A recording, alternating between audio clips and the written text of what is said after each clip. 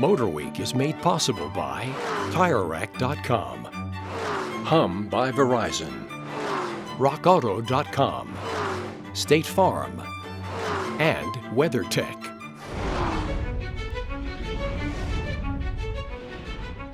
The Greenbrier is surrounded by West Virginia's majestic Allegheny Mountains. The views are stunning. The resort is a National Historic Landmark dating back more than 235 years. There's just this sense of peace that's present here. And as you can imagine, a lot of history. 27 presidents have visited. So commemorating the past and celebrating the future is at the heart of this charming resort. Automobile enthusiasts from around the country are converging here at the Greenbrier to celebrate the history of the automobile.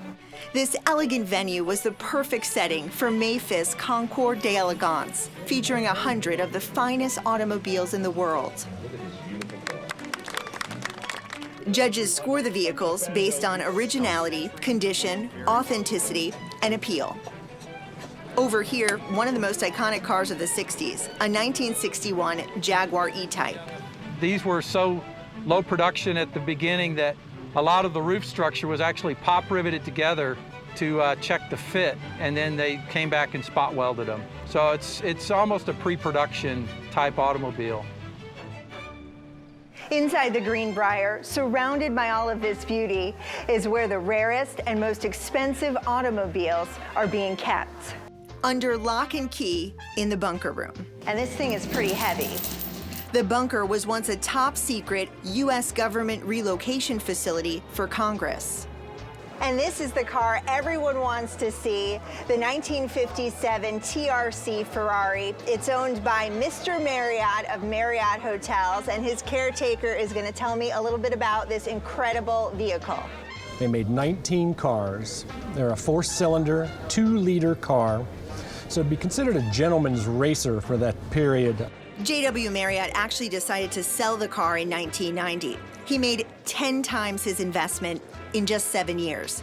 But as the saying goes, money can't buy happiness. And he regretted selling this car because this is really his favorite car out of the collection. He's got like 40 cars. What did he do? Well, when you own the Marriott empire, you buy it back. Today it's worth $5 million, or about the same as 250 Toyota Corollas. Would he mind that I'm sitting in this car? No, he would smile and think, what, this is fun. But not nearly as fun as driving it. It needs to be driven. The cars need to be driven or they basically will fail. And when you drive this, what sort of looks do you get from people on the road? They get an awful lot of thumbs up, and then a lot of people are kind of giving you a strange look, like, what's that noisy little red car? Another car that made my heart race, this 1972 Mclaren Can Am. It has 860 horsepower, and thanks to its aluminum chassis, it weighs less than a Volkswagen Beetle. It's really kind of like a ballistic missile. When you drive it, they didn't corner very well, but the idea was that you rolled it through a corner and kind of got it straightened up, as we call it, squared up, and then you lean on it real hard and it just goes.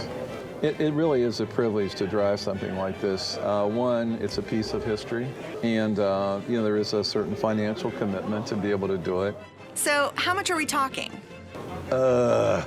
He won't tell me. Let's just say that it's worth, it has a significant value. Okay, we'll leave it at that. This Concours has dozens of remarkable cars, all out of my reach, so I had to get a few pictures. Best in Show for the inaugural Greenbrier Concours d'Elegance goes to the Baxters and their car, produced by the Swallow Sidecar Company, what we now know as Jaguar.